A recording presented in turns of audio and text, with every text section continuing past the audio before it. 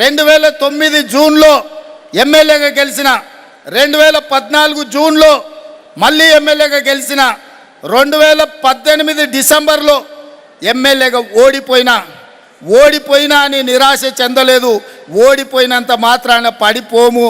2019 జూన్లో మళ్ళీ దేశానికే పెద్ద పార్లమెంట్, నరేంద్ర మోడీ అమిత్ షా పార్లమెంట్ కలిపితే ఎన్ని ఓట్లు ఉంటాయో అంతకంటే అత్యధికంగా ఓట్లున్న మల్కాజ్గిరి నుంచి పార్లమెంట్ సభ్యుడిగా 2019 జూన్లో గెలిచిన, 2023 డిసెంబర్లో 2018 డిసెంబర్లో ఎన్నికల్లో ఓడిపోతే 2023 డిసెంబర్లో తెలంగాణ రాష్ట్రానికి నేను ముఖ్యమంత్రినైనా. నేనెప్పుడు మంత్రి పదవి చేయలే, కానీ లక్ష్యం పెట్టుకున్న అయిన రోజు తెలంగాణ రాష్ట్రానికి ముఖ్యమంత్రి కావాలి అని. తెలంగాణ రాష్ట్రం వస్తుంది, వచ్చిన రాష్ట్రానికి నేను ముఖ్యమంత్రి కావాలి అని ఒక లక్ష్యం పెట్టుకున్నా. ఆ లక్ష్యం కోసం కష్టపడ్డాం.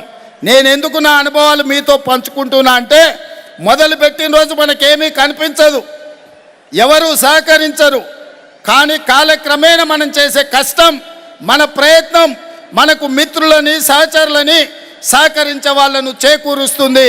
మీ అందరికీ నా సూచన ఒక్కటే, నిఖత్ జరీన్ కూడా ఒక మిడిల్ క్లాస్ ఫ్యామిలీ నుంచి వచ్చిన అమ్మాయి, వాళ్ళ తల్లిదండ్రులు రూపాయి కూడబెట్టి ఆ అమ్మాయిని మద్దతు ఇస్తే బాక్సింగ్లో ఈ దేశ ప్రతిష్టనే నిలబెట్టింది.